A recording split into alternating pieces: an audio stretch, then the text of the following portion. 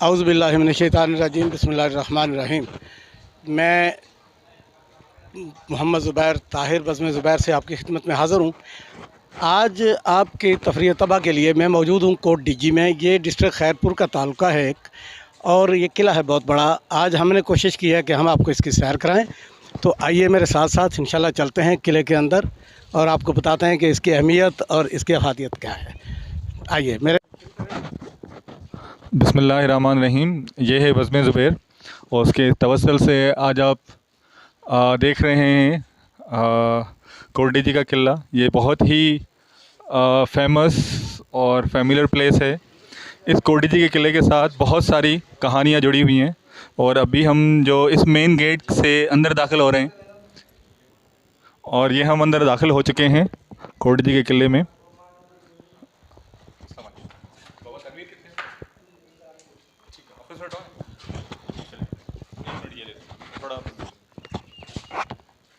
आए सर अभी।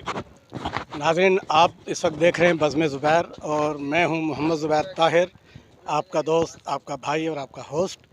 आज हम मौजूद हैं कोट डीजी किला जो डिस्ट्रिक्ट खैरपुर में वाक़ है। हमारी खुशबख्ती कह लीजिए, खुशकिस्मती हमारी ये है कि आज हमारी मुलाकात एक ऐसी शख्सियत से हुई है जो कोट डीजी के तमाम मामलात के इंचार्ज हैं। मेरी मुराद यह है कि तनवीर अब्बास मेमन साहब जो यहाँ के हेड हैं। तनवीर साहब अस्सलाम वालेकुम। वालेकुम सलाम। सही, कैसे हैं आप? फर्स्ट क्लास अल्हम्दुलिल्लाह, आप सुनाएं। आज हमने दौरा रखा था यहाँ का कोट डीजी का, तो ये मैं समझता हूँ हमारे लिए बड़ा अच्छा है कि आपसे मुलाकात होगी। हम चाहेंगे कि आज आप हमें थोड़ा सा हमारे नाज़रीन के लिए वक्त निकालेंगे और हमें इससे आगाह करेंगे। आप आए, पहली बात तो ये सर हमें बहुत खुशी हुई क्योंकि हम तो बैठे ही मेहमानों के लिए, ठीक है ना। वैसे हमारा कल्चर भी है, सिंध का ऐसा कल्चर है, हम मेहमान आस लोग हैं। मेहमान आते हैं, हमें बहुत खुशी होती है। हमारे साथ मौजूद हैं आतिफ समो साहब। ये बड़ी इल्मी शख्सियत हैं और आजकल कराची प्रेस क्लब में बहुत मशहूर हैं। आतिफ भाई अस्सलाम वालेकुम, कैसे हैं? वालेकुम अस्सलाम, अल्लाह का करम। आप सुनाएं सर। आपकी नवाजिश आपको डीजी में हमें आप लेके आए हैं। जी सर, ये हमारे लिए भी बहुत बड़ी नवाजिश है कि आप हमारे साथ हैं और आपसे मिलने का एक मौका मिला, और हमारे लिए ये बड़ी खुशाइन बात है कि अल्हम्दुलिल्लाह इस कोट डीजी के जो इंचार्ज हैं वो मेरे चाइल्डहुड फ्रेंड हैं, तनवीर अहमद मेमन। और इंशाल्लाह इनके जो सारा अमला है वो हमें इस कोट डीजी के बारे में जो भी बताएंगे वो बहुत ही डीपली होगा, और हमारे लिए बहुत ये कोट डीजी के बारे में जो भी नॉलेज होगी वो हमें इंशाल्लाह वो ज़्यादा से ज़्यादा अच्छी तरह से शेयर करेंगे। ये है हमारे वहीद भाई जो कराची से हिजरत करके कंबट पहुँचे हैं, तो आज का इस विज़िट का सेरा इनके सर जाता है। वहीद भाई बहुत शुक्रिया आपका। शुक्रिया की कोई बात नहीं है, आप मेहमान हैं, हमारे भाई हैं, मोहतरम है हमारे। यहाँ पर आप आए हैं मेहमान की हैसियत से, आपको इंशाल्लाह यहाँ विज़िट करवाएंगे, दिखाएंगे। दोस्त अहबाब हैं, मेरे साथ हैं, इंशाल्लाह कंप्लीट तरीके से आपको दिखाएंगे। जो भी आप आगे नाजरीन तक जो भी पहुँचाना चाहते हैं वो आपका कैमरा दिखाएगा। हमारी कोशिश होगी कि आपको वो चीज़ें बताई जाएँ जो आज तक आवाम तक डिलीवर नहीं हो सकी। तो जज़ाकल्लाह, बड़ी मेहरबानी। हमारे निसार भाई भी हमारे साथ हैं इस विज़िट में, हमारे मंजूर भाई भी हमारे साथ हैं, और ये हमारे साथ। अब मैं आपकी मुलाकात एक ऐसी शख्सियत से कराना चाह रहा हूँ, मंठार रेड साहब, जो हमें कोट डीजी के बारे में तमाम मालूमात फराहम करेंगे और ये रहेंगे हमारे साथ साथ। आपसे भी गुजारिश है कि आप भी हमारे साथ साथ रहिए, और चलें हम चलते हैं। आपको इंशाल्लाह हम ज़हमत देंगे और आपने हमें अपडेट करना है इसके मामलात में। आप इसमें ताउन के लिए तैयार हैं? हमसे गपशप करेंगे ना? जी सर, जी हमें हमारा यही काम है कि जो भी आते हैं विजिटर उसको अदब से विजिट कराते हैं। जज़ाकल्लाह। ये उनके दौर का वेल है, कुआं है पानी का। जी जी जी, और 100 फुट गहरा है, 100 फुट गहरा है जी। और यहाँ से पानी लेके जाते थे ऊपर मशकों के ज़रिए। ठीक है, वाटर टैंक में ज़ख़ीरा करते थे। अच्छा। एक किले के अंदर कुआं था, और ये मेन दरवाज़ा है elephant proof gate, first gate, ये वाला। जी जी, ठीक। और इसके एरिया में और कोई इमारत वगैरह नहीं थी, ठीक है। इसका पुराना नाम है अहमदाबाद फोर्ट। अहमदाबाद फोर्ट। जी हाँ, ये 1956 में इसका नाम चेंज कर दिया है कोटडिजी फोर्ट। ठीक। और इसके नेर जो हैं शीश महल है और डिजी कबल मसीह है और नेर में मीरवा किनाल है, ओल्ड नेशनल हाईवे है और टक्कर बंगलो है, मेहरानो है जो है राजस्थान जैसलमेर है। हमारी हदूदें जैसलमेर तक थी ईस्ट में और नॉर्थ में पोर्ट सब्जल तक वेरी गुड, वेरी गुड। और वेस्ट जो थी वो जहाँ जंग मैदान हुई थी हालानी वहीं तक थी और साउथ में डिस्ट्रिक्ट सांगड़ तक महदूद थी। ये मीर साहब की अपनी स्टेट जीती हुई थी। इसके सेंटर में ये अहमदाबाद फोर्ट बनाया गया था अपने दिफा के लिए। मंठार भाई, आपकी ये जो डिटेल्स है ना जी, ये आपने यहीं से कंटिन्यू करनी है, साथ साथ आगे चलते हैं। हाँ आप हिस्ट्री बोला ये हिस्ट्री बोला ना कि थोड़ा रुको ग्राउंड फ्लोर से 110 फुट हिल है लाइमस्टोन, उसके बाद 30 फुट इसकी दीवारें ऊंची हैं और ये मेहराबी तर्स जो इनकी टॉपें बनी हुई हैं मेहराब और तीर और भाले की शेप से है। और ये जो इसका मैप है नक्शा है वो कैमल शेप का है, कैमल शेप का है, मैंने ऊँट से मशबत रखता है। जी जी।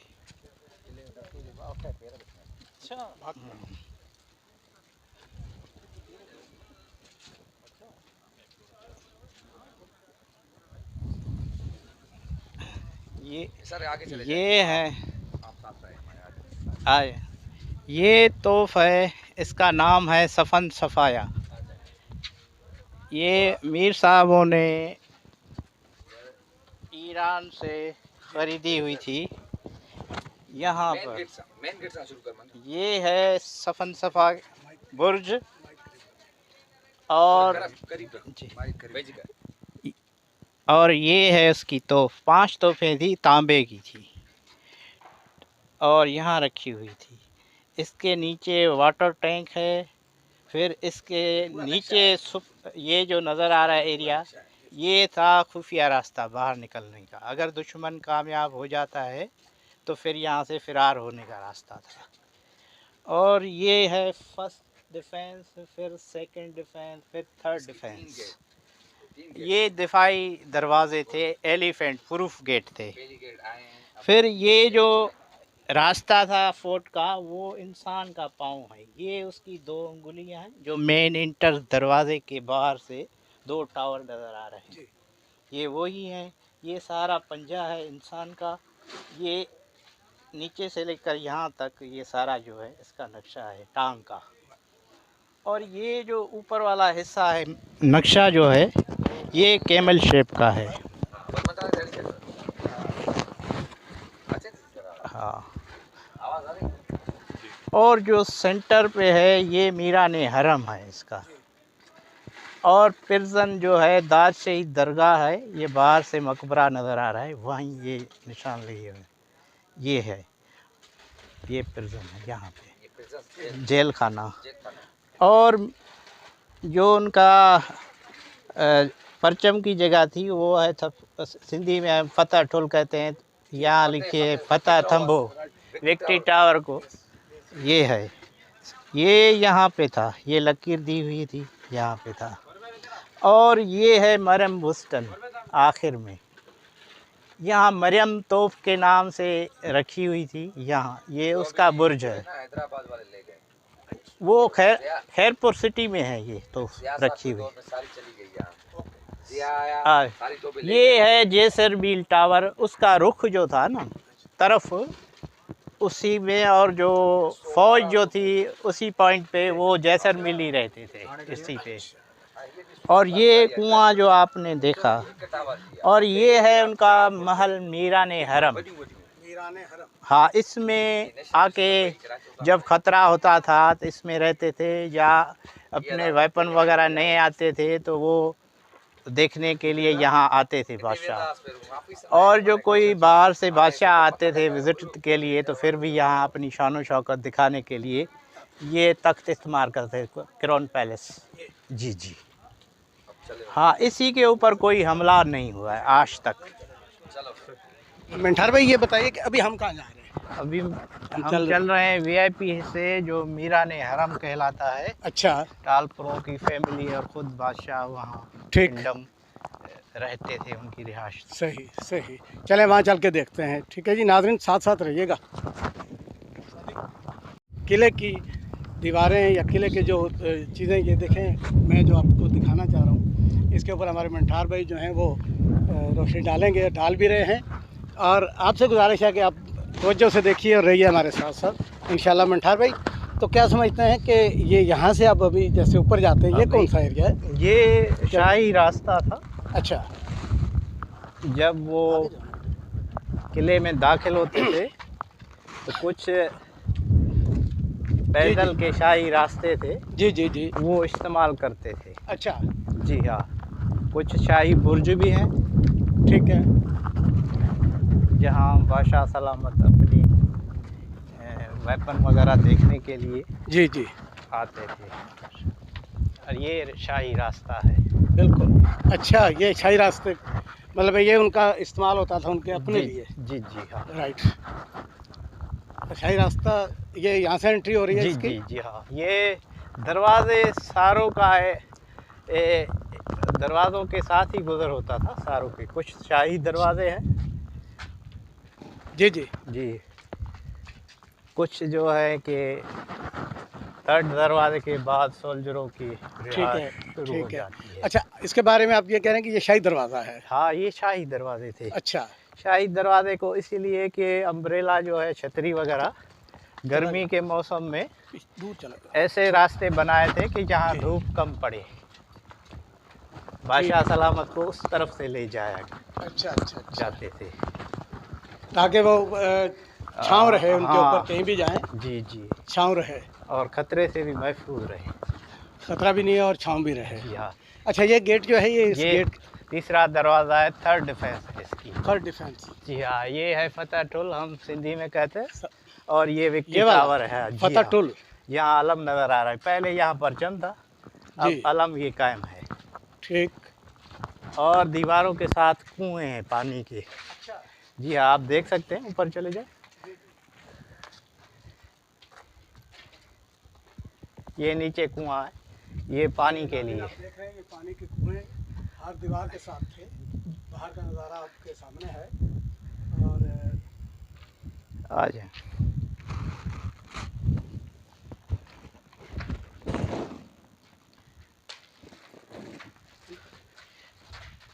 यहाँ से अब हम कैमल शेप के नक्शे में दाखिल हो रहे हैं, किले में दाखिल हो रहे हैं। ये सारा रास्ता था डिफेंस का। और ये सामने ऑयल लैंप स्टोर है, जहाँ चिराग मशल वगैरह रखते थे, कॉटन, अच्छा, सरसों का तेल। ठीक ठीक। फिर यहाँ से सप्लाई होती थी सारी बैरकों को रोशन करने के लिए। अच्छा, और ये साथ में सोल्जर, ये टावर नज़र आ रहे हैं ना, ये सोल्जरों को वेटिंग रूम थे। अच्छा, गर्मी में ये यहाँ बैठते थे, इंतज़ार करते थे।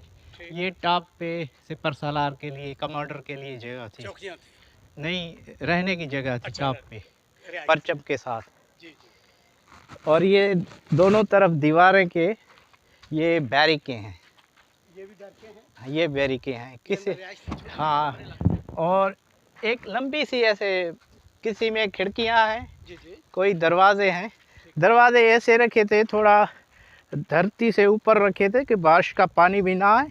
अच्छा। अगर हमलावर हो जाते हैं कामयाब ना, इसमें अंदर नहीं घुस सके, अच्छा, लात मार के बाहर फेंक दें। लेकिन ये जो रिहाइश आप बता रहे हैं तो ये तो बहुत छोटे छोटे कमरे, क्योंकि जैसे डिफेंस के लिए होते ही छोटे छोटे हैं ना। एक मोर्चा टाइप है। हाँ, तो नाज़रीन, नहीं। आपको ये दिखाएं कि ये उस वक्त जो यहाँ के इनकी अफवाज थे या इनके जो लोग थे, ये बिल्कुल छोटे छोटे कमरे उनके रिहाइशगाह के लिए होते थे। ज़रा आप इन दीवारों की और इस तर्ज तामीर का आप अंदाज़ा लगाइए कि इसमें ईंटें जो लगी हुई हैं वो और फिर आप देखें कि दीवारों की चौड़ाई आप देखें। आपने हाँ, देखा इसकी जो चुनाई हुई है वो गारे से और चूनों और चुरोली से हुई है। ठीक है। ये मौसम के हिसाब से आज तक महफूज है। अभी तक इसको 236 साल हो रहे हैं। जी। ये अभी तक उसी शक्ल में बरकरार हैं इसकी। 236 साल। जी हाँ। ठीक।